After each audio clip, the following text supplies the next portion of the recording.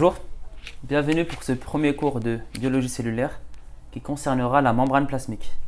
Tout d'abord, nous allons faire un petit rappel sur la composition d'une cellule.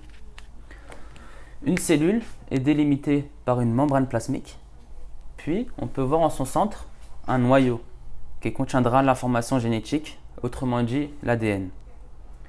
Nous pouvons aussi voir la présence d'organites qui sont de petits éléments assurant une fonction particulière dans la cellule, comme par exemple la mitochondrie qui a été vue pendant le lycée.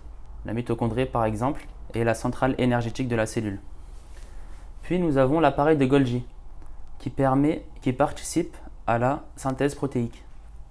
Ensuite, nous pouvons voir la présence de cytosquelettes qui permet la rigidité de la cellule, la fixation d'organites et aussi, comme vous avez pu le voir lors de la mitose, avec les microfilaments d'actine qui permettent de séparer les deux cellules.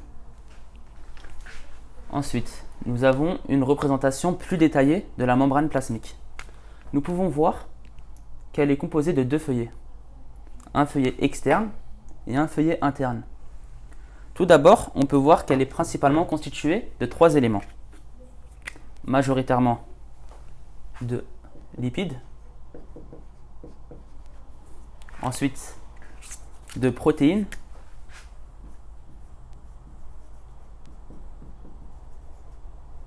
comme on le verra lors de la séance, il y a des protéines extrinsèques et certaines protéines intrinsèques.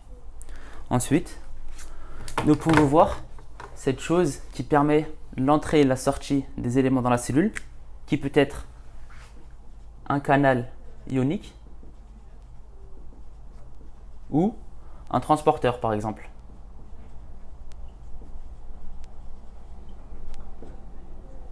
Mais comme vous pouvez l'imaginer, c'est bien plus précis dans la réalité. Grâce à ce schéma, on peut déduire certaines fonctions de la membrane plasmique. Par exemple, on peut voir qu'elle joue un rôle de barrière entre le milieu intracellulaire, c'est-à-dire dans la cellule, et le milieu extracellulaire, qui a été ici écrit sous forme de mec. Ensuite, par exemple, pour le canal ionique, on peut voir que la membrane plasmique régule les échanges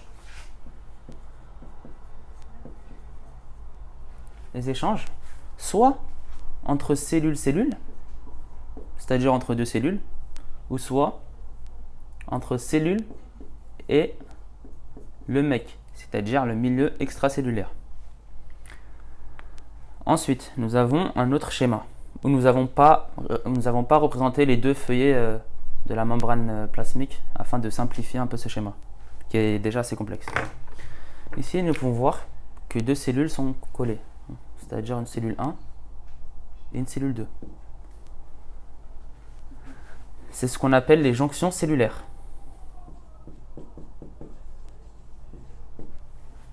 Les jonctions cellulaires permettent, dans ce cas, l'adhésion entre deux cellules ou, dans certains cas, la communication, c'est-à-dire la transmission de signaux.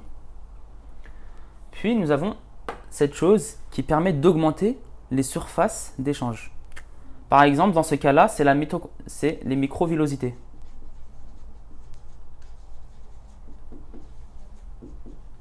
Cet élément, comme d'autres qu'on verra dans le cours, permettent d'augmenter la surface d'échange dans la cellule et ainsi permettent une plus grande communication. Les jonctions cellulaires ont aussi un autre rôle, c'est-à-dire maintenir la polarité de certaines cellules, par exemple les cellules épithéliales. Une cellule polarisée, c'est une cellule qui a un pôle basal et un pôle apical, mais nous ne rentrerons pas plus en détail. Dans ce cas-là, on peut voir qu'une jonction a pu polariser cette cellule, maintenir la polarité de cette cellule, et ici on peut voir par exemple au pôle apical certaines microvillosités, comme je le rappelle, qui permettent d'augmenter la surface d'échange. Merci.